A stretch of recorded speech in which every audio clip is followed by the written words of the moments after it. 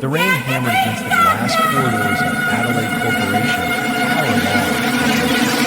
Archie Lambert pushed a janitor's cart down the empty hallway, fluorescent lights buzzing overhead. His 7-year-old daughter, Adelaide, sat on a bench near the elevator, swinging her legs and clutching her worn stuffed rabbit. Then 3 men stepped out from the stairwell shadows. They moved with purpose toward the little girl. Adelaide's eyes went wide. "Daddy, please stop them." Her scream shattered the silence. Archie turned. Instinct replaced thought. 6 seconds. That's all it took. A pivot. An elbow strike to the first man's throat. A precise punch that dropped the second. A sweeping kick that left the third unconscious on the polished floor. The next morning, a government motorcade appeared outside their crumbling apartment building. Archie Lambert had learned to make himself invisible. At 36, he stood 6 feet 2 inches with the kind of broad shoulders that came from years of discipline, not gym memberships. His dark brown hair was cut military short, though nobody at Adelaide Corporation knew why. His hands, calloused from pushing mops and carrying trash, bore faint scars that spoke of a different life. Those scars told stories he never shared. He had been part of something once, a counterterrorism unit, so classified it had no official name. They called it retrieval operations, a sanitized term for missions where politicians' children were saved from basement in war zones, where hostages were pulled from compounds that didn't exist on any map. Archie had been good at it. Too good. He could read a room in seconds, neutralize threats before they escalated, and carry a wounded civilian 20M through hostile territory without rest. Then Helen happened. Helen with her bright laugh, and her belief that Archie could be more than a weapon. They married quietly. She got pregnant. Archie promised her he'd leave the life behind after one more mission, but Helen never heard that promise. Fulfilled, complications during Adelaide's birth took her away. The doctors used words like hemorrhage and cardiac arrest, but Archie only heard one truth. His wife was gone, and he was holding a newborn who needed him more than any mission ever had. So he disappeared, not from Adelaide, but from the world that knew him as an operator. He became a janitor. The pay was terrible. The hours were long, but it let him stay close to his daughter. He worked nights at Adelaide Corporation Tower, one of those glass monuments to wealth and power that dominated the city's skyline. During the day, he was Adelaide's father. At night, while she slept in the employee lounge or did homework under the glow of vending machines, he cleaned offices where decisions worth millions were made by people who never saw him. Adelaide Lambert was everything her father was not. Where Archie was quiet, she was curious. Where he concealed, she revealed.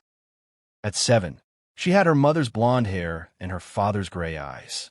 She was shy around other children, but fearless with her father. She asked him questions about everything.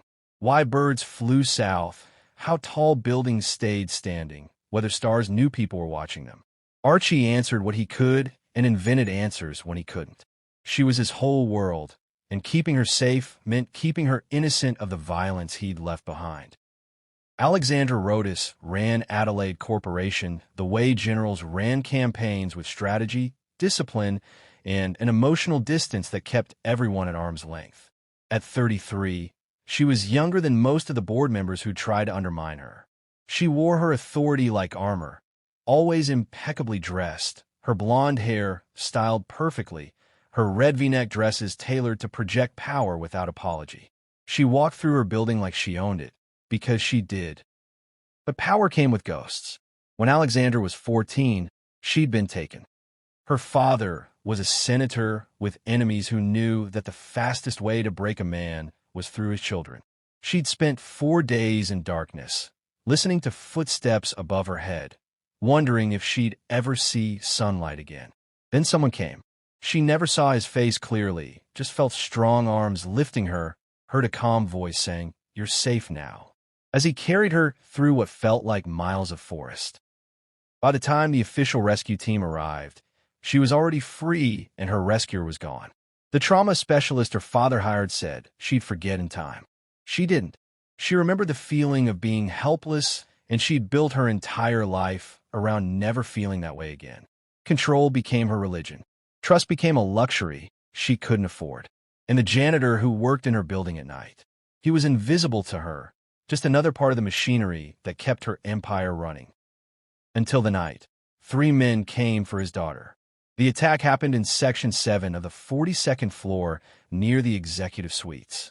Archie had finished cleaning the conference rooms and was heading toward the service elevator when Adelaide called out that she needed the bathroom. He told her to use the one near the waiting area. She just turned the corner when the stairwell door opened. 3 men, not security, not employees. They moved like hunters, and their eyes locked on Adelaide immediately. The little girl froze. They were 20 feet away, now 15, now 10. She could see their faces. Cold, professional, empty of mercy. Her lungs found air. "Daddy, please stop them." Archie Lambert didn't think. Thinking took too long. His body remembered what his mind had tried to forget. He was already moving when the first man reached for Adelaide. The janitor's uniform became irrelevant. The mop cart clattered aside. He closed the distance in 3 strides. The first attacker barely registered Archie's presence before an elbow caught him in the throat. Precise, calculated, the kind of strike that didn't kill, but absolutely incapacitated. The man went down gasping. The second attacker threw a punch that would have shattered an ordinary man's jaw. Archie slipped it, redirected the momentum, and drove his fist into the man's solar plexus. The attacker folded. The third man pulled a knife. Big mistake. Archie caught his wrist, twisted until something popped, and swept his legs. The man's head hit the marble floor with a sound that echoed through the empty corridor. 6 seconds. 3 men done. Adelaide stood frozen, her blue eyes wide with shock. Then she ran, not away, but toward her father. She crashed into his arms, and he held her, his heart hammering against his ribs. She was crying, her small body shaking. "It's okay, sweetheart. It's okay. Daddy's here." But it wasn't okay. Archie knew these weren't random thugs. Their stance, their coordination, their equipment, these were professionals. Someone had sent them. And worse, someone had sent them to a place where his daughter was. He looked at the security camera blinking red in the corner. Then he looked at the 3 unconscious men. He had maybe 5 minutes before backup arrived, before questions got asked that he couldn't answer. He pulled Adelaide close and moved fast. He knew where the camera blind spots were, that he knew which stairwell had a broken lock. By the time security arrived, they'd find 3 confused men with no explanation and no janitor in sight. That night, Archie didn't sleep. He sat in their tiny apartment, watching the street below through torn curtains. Adelaide slept fitfully, crying out twice. Both times he was there, holding her hand, promising her monsters weren't real. But he knew better. Monsters were very real, and they knew where he lived. Morning came with sirens, not police sirens. Something else. Adelaide was eating cereal at their small kitchen table when Archie heard them. The kind of motorcade that meant government business. He pulled back the curtain. 5 black SUVs with government plates blocked the street. Men in tactical vests were establishing a perimeter, and stepping out of an armored Cadillac in the center of it all was Alexandra Rhodes. She wore a red dress with a V-neck cut, her blonde hair pulled back, her expression unreadable behind designer sunglasses. But her presence here in this neighborhood where rust stains ran down the sides of buildings and laundry hung on fire escapes was impossible to miss. Neighbors poured onto their stoops. People pulled out phones. A CEO didn't visit the poor side of town with a government escort, unless something seismic was happening. Alexandra walked straight to Archie's building. 2 men in dark suits flanked her. She climbed the 4 flights of stairs like she was ascending to a boardroom. When she knocked on Archie's door, the sound was steady and professional. Adelaide looked at her father with questions in her eyes. Archie put a finger to his lips and opened the door. Alexandra stood in the hallway, her heels sinking slightly into carpet that hadn't been replaced since the 80s. Up close, without the distance of corporate hierarchy, Archie could see she was younger than he'd thought. And scared, trying to hide it. But scared, Mr. Lambert. Her voice was controlled. "We need to talk." Immediately, Archie stepped aside. Adelaide peeked out from behind him, her stuffed rabbit clutched tight. Alexandra's gaze softened for just a moment when she saw the little girl. Then the mask returned about last night. Archie's tone was neutral. Alexandra removed her sunglasses. Her eyes were sharp. "So, you admit it was you?" "I admit I protected my daughter from 3 men who had no business being there." Alexandra studied him. Really studied him. She saw the military posture he couldn't fully hide. The way his eyes tracked her security detail outside. The scars on his knuckles. The calm that radiated from someone who'd been in worse situations. No ordinary janitor drops 3 trained operatives in 6 seconds. Mr. Lambert. No ordinary CEO shows up at a janitor's apartment with government security. They stared at each other. Adelaide pulled on Archie's sleeve. "Daddy, who's the fancy lady?" Alexandra's expression cracked just slightly. She knelt down to Adelaide's eye level. "I'm Alexandra. I work in the building where your daddy works. He did something very brave last night." "He's always brave," Adelaide said simply. Alexandra stood. "May I sit down?" Archie gestured to their worn couch. Alexandra sat looking strange and out of place among their thrift store furniture and patched walls. Her security stayed in the hallway. When the door closed, she spoke. "I've been followed for 3 months. Professional surveillance. Someone breached my personal security network. At first, my team thought it was corporate espionage. Then we started finding patterns. The same faces at different events. Cars that appeared too consistently. Last week, my head of security showed me footage of 3 men conducting reconnaissance at Adelaide Corporation. The same 3 men who attacked your daughter last night." Archie felt his blood run cold. "They weren't after Adelaide." "No, they were after me, but I wasn't there. I changed my schedule last minute. Security believes they were trying to grab leverage. Your daughter was in the wrong place or the right place," Archie said quietly. "Depending on your perspective," Alexandra leaned forward. "Mr. Lambert, whoever sent those men knows you stopped them. They know you're not what you appear to be. My security ran your background. Your employment history only goes back 7 years. Before that, nothing. No college records, no prior addresses, no digital footprint. You're a ghost. I'm a janitor. No, you're someone who became a janitor. There's a difference." She paused. "I need to know what we're dealing with. Are you part of this? Are you a threat to my company?" Adelaide had wandered to the window to watch the motorcade. Archie kept his voice low. "I'm a father trying to raise his daughter in peace. That's all I am now. Whatever I was before doesn't matter. It matters if it puts my company at risk." "Your company?" Archie's tone hardened. 3 men tried to grab my daughter. I don't care about your company. I care about keeping her safe. Then we have common ground." Alexandra pulled out a phone, showed him footage. "These 3, do you recognize them?" Archie studied the faces. Military training. Private contractor build. Eastern European features on 2 of them. Mercenaries. Well-funded ones. "How do you know?" "I know." Alexandra put the phone away. "My head of security thinks this is about me. About something from my past. When I was 14, I was kidnapped. It's not public information.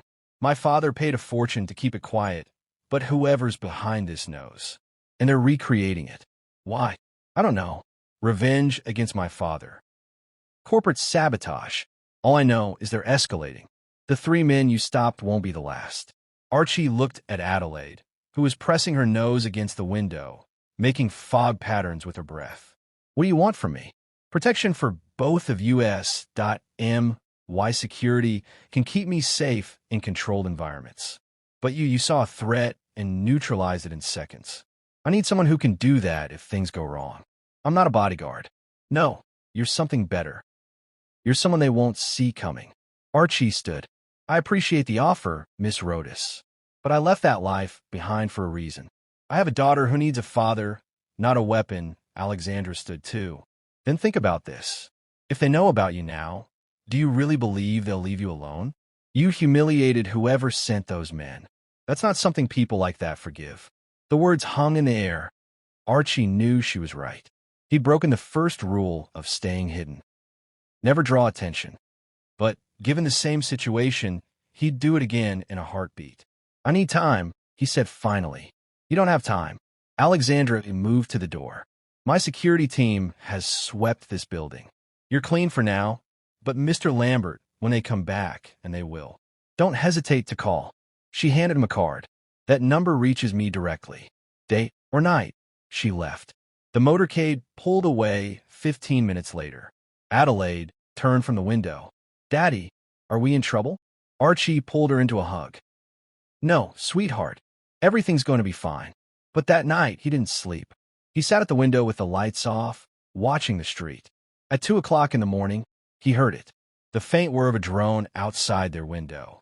Small, expensive, equipped with a camera lens that glinted in the streetlight. Archie moved fast.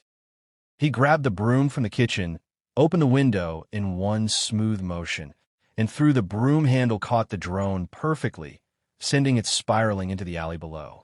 By the time he got downstairs, it was gone. Someone had retrieved it. He texted the number Alexandra had given him. They're watching. Her response came immediately. Pack a bag. My team is en route. No, not yet. Lambert, don't be stupid. Not stupid. Careful. If we run, they'll know they've got us scared. They've got drones on your apartment. You should be scared. Scared and running are different things. There was a long pause. Then you're insufferable and you're used to people doing what you say. Fine. But my team is stationed 2 blocks away. If anything happens, they're there in 90 seconds. Noted. Archie went back upstairs, but he didn't sleep. He watched, and he thought about Alexandra's words. About how running from the past never worked. About how some things once started had to be finished. The next day, Alexandra showed up at his work. Not the apartment, the tower. She found him on the 37th floor, emptying trash in an executive conference room. She closed the door behind her. No security this time. Just her. I've been thinking about what you said. She began. Archie continued working. Which part? The part about being a father, not a weapon. She paused. I understand that. More than you might think. Archie looked at her. Really looked. Saw past the expensive clothes and the corporate armor. Saw someone who'd been scared at 14 and never quite stopped being scared. What happened when you were taken? He asked quietly. Alexandra's composure cracked. She sat in one of the conference chairs. 4 days in a basement. It fed me once a day. Told me my father didn't care enough to pay, that I was going to die there. Her voice was steady, but her hands weren't. Then someone came.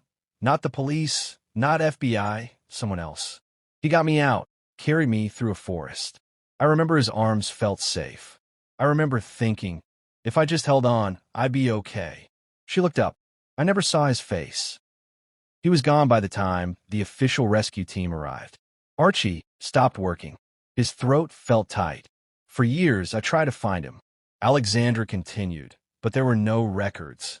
My father said some operations were too classified to trace, that I should be grateful and move on. She laughed bitterly. I never moved on. I built an empire instead. Became powerful enough that no one could take me again.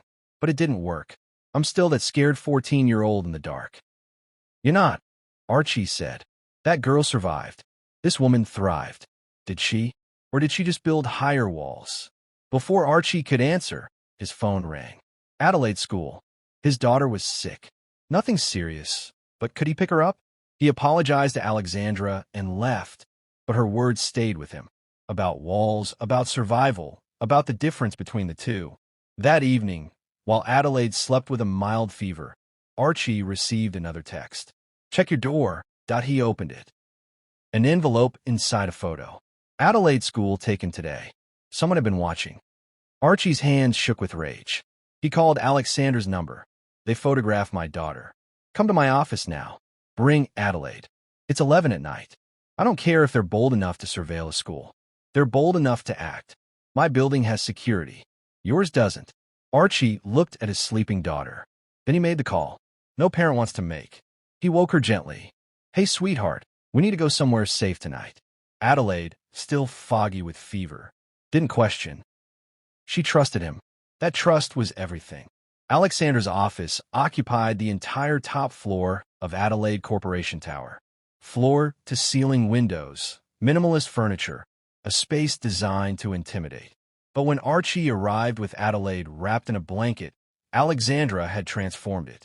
A couch was made up with pillows and a comforter.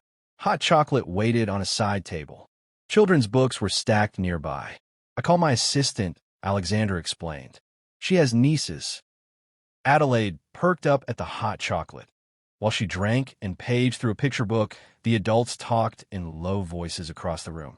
My security team found the drone you destroyed, Alexandra said. Military grade, the kind that costs 6 figures. Whoever's funding this isn't playing. I know there's more. We traced the mercenaries you stopped. They were hired through a shell company that connects to 15 other shell companies. But at the end of the trail, a name, Dermot Rispin. Archie's blood ran cold. Are you certain you know him? I know of him. He's a fixer. The kind powerful people call when they need problems to disappear. If he's involved, this isn't about money or business. It's personal. Personal. How? Archie hesitated, then decided truth was the only option. 20 years ago, I was part of a counterterrorism unit that we did extractions, hostage rescue, the kind of missions that never made the news. One of those missions involved a senator's daughter who'd been taken by a criminal organization. Dermot Rispin was the middleman. We disrupted his operation and he lost a lot of money. He swore revenge against everyone involved. Alexandra's face went pale. What was the senator's name? Rhodes. Senator Malcolm Rhodes. The silence stretched. Alexandra sat down hard. You were the one who saved me. Archie nodded slowly. I didn't know it was you. I didn't know you were Malcolm Rhodes's daughter. You were just a scared kid who needed help. You carried me through the forest. You told me stories to keep me calm. You said my father loved me very much and I'd see him soon. I remember. Alexandra's eyes filled with tears she wouldn't let fall.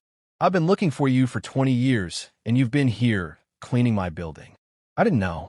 How could you not know, Alexandra? I've extracted dozens of people. I never learned their names. It was safer that way, for them and for me. When I left the unit, I left everything behind, including the faces of the people I saved. She stood abruptly, walked to the window. Her reflection ghosted against the city lights. So Dermot Rispin is doing this because of me, because my father refused to pay ransom 20 years ago and your team came instead. Revenge delayed is revenge amplified. Archie said, he's had 2 decades to build resources and plan this. And he's not just after me. He's after you too. And Adelaide. Archie looked at his daughter, who'd fallen asleep on the couch. I won't let him near her. We won't. Alexandra corrected. You saved me once. Let me help save her. The next 72 hours moved fast. Alexandra's security team swept the building, found 2 more surveillance devices, and identified 3 potential breach points. They discovered that Dermot had people inside Adelaide Corporation. A maintenance worker who'd been installed 6 months ago, and a mid-level executive who'd been turned through blackmail. But Alexandra and Archie had advantages Dermot didn't expect. Alexandra had resources. Archie had training, and together they had something Dermot couldn't plan for. They cared about the same thing, keeping Adelaide safe. The attack came on the 4th night. Adelaide was sleeping in Alexandra's office, guarded by 2 security personnel. Archie and Alexandra were reviewing building schematics when the alarms went silent. Not triggered. Silenced. Someone had hacked their security system. They're here, Archie said. He grabbed a fire extinguisher. It was heavy, blunt, and available. Get Adelaide to the panic room now. Where are you going? To buy you time. Archie moved through the darkened corridors like a ghost. The emergency lights cast red shadows. He could hear them. Footsteps trying to be quiet. Multiple teams well coordinated. He counted at least 8 hostiles. The smart play was to hide, to wait for police. But police took time. Adelaide didn't have time. He took down the first 2 in a supply closet.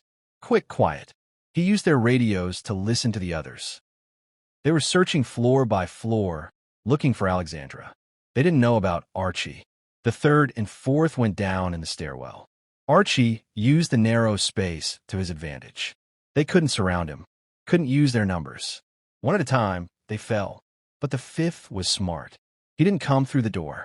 He came through the window. Repelling gear, he crashed through the glass of a conference room and nearly caught Archie off guard.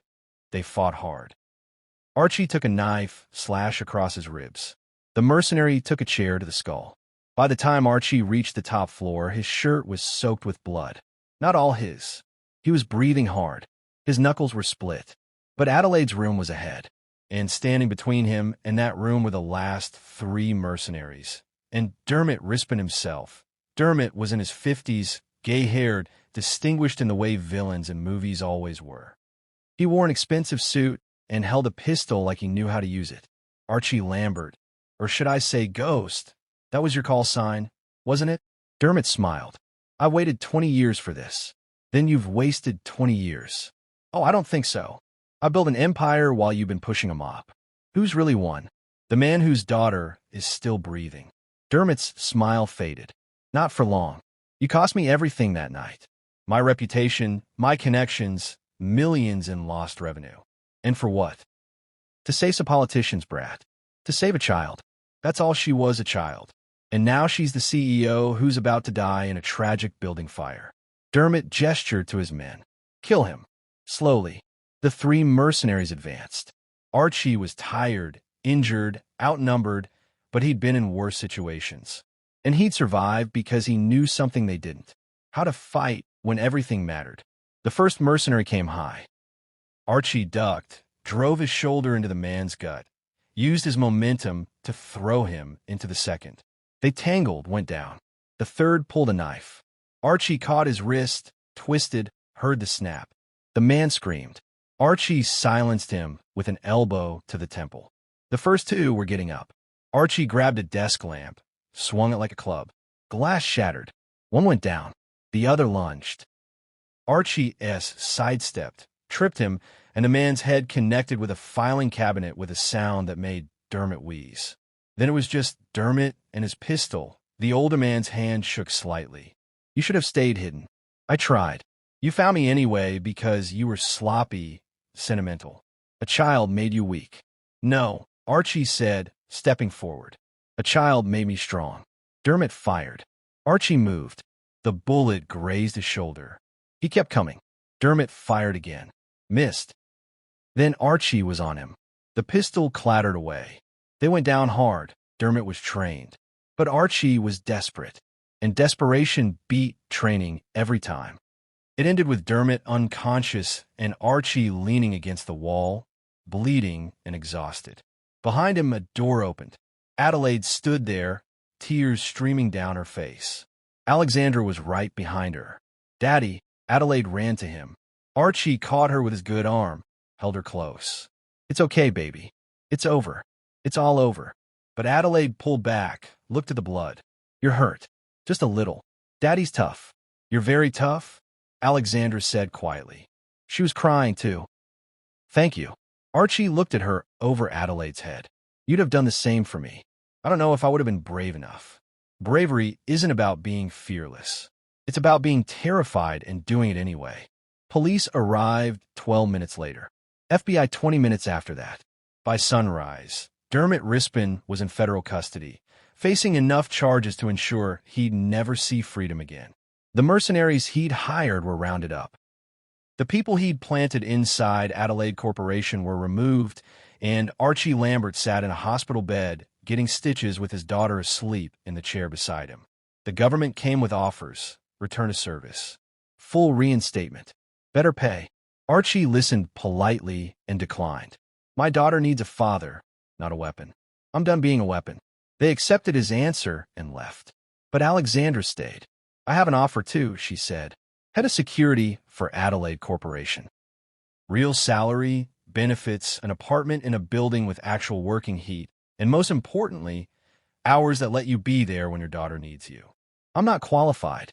You stopped a coordinated assault by 8 trained operatives. You're overqualified. And before you say no, think about Adelaide. She deserves better than a 1-room apartment and secondhand clothes. Archie looked at his sleeping daughter. I don't want charity. It's not charity. It's payment for services rendered. And Alexandra paused. Maybe it's more than that. You saved my life twice. The least I can do is help improve yours. Why? Because 20 years ago, you showed me that good people exist, that someone would come when I needed them most. Let me be that person for Adelaide. Please. Archie was quiet for a long time. Then she need to stay in her current school. And I need weekends off. Alexandra smiled. Dawn. 3 months later, on a Saturday morning, 3 people walked through the park near Alexandra's building. Archie, his shoulder fully healed, pushed Adelaide on the swings. Alexandra sat nearby on a bench watching them with something that looked like peace on her face. She traded her red power dresses for jeans on weekends, let her hair down literally and figuratively. Adelaide jumped off the swing mid-arc, landed perfectly, and ran to them. Did you see? I flew. You did, Archie said, catching her like a bird. Like the best bird. Adelaide took both their hands. Archie's on one side. Alexandra's on the other. Can we get ice cream? It's 10 o'clock in the morning. Alexandra said. Ice cream doesn't have a time. Adelaide argued with perfect 7-year-old logic. Alexandra looked at Archie. He shrugged. The kid makes a good point. They walked together toward the ice cream cart. Adelaide swung between them, chattering about a book she was reading and a friend she'd made and a butterfly she'd seen. Normal things, beautiful things. At one point, Adelaide looked up at her father. Daddy. Yes, sweetheart. We're safe now, right? The bad men are gone. Archie squeezed her hand. We're safe. I promise. Good, because I like it here. I like Alexandra. I like our new home. She paused. Do you think Mommy would like it too? Archie's throat tightened. He looked at Alexandra, who had tears in her eyes. Yeah, baby. I think she'd love it, that she'd be proud of you, and you and me. I delighted seemed satisfied. She skipped ahead toward the ice cream cart, leaving the 2 adults walking behind. Thank you, Alexandra said softly, for letting me be part of this. Thank you for giving us a chance at something better. Is it better? Archie looked at his daughter, laughing in the sunshine. Safe and happy and loved. Yeah, it's better. Alexandra slipped her hand into his. Not romantic, not yet, but promising. The beginning of something that might grow if given time and care. Archie let it happen. For the first time in 7 years, he let himself imagine a future that wasn't just survival. They reached the ice cream cart. Adelaide ordered strawberry. Alexandra ordered vanilla. Archie ordered chocolate. They sat on a park bench. 3 people who'd found each other in the darkness and decided to build something in the light. Daddy, Adelaide said through a mouthful of strawberry ice cream. You're the best daddy in the whole world. Archie kissed the top of her head. You're the best Adelaide in the whole world. She giggled. Alexandra smiled. And for a moment, everything was exactly as it should be, safe, warm, together. The past had tried to destroy them, but they'd survived. More than survived, that they'd found a way forward. Not by forgetting what came before, but by refusing to let it define what came next. In the distance, the city hummed with life. Adelaide Corporation Tower gleamed against the sky. Somewhere, bad people still existed. Somewhere, darkness still waited. But here in this moment, there was only sunshine and ice cream and the sound of a little girl's laughter. And that was enough. That was everything.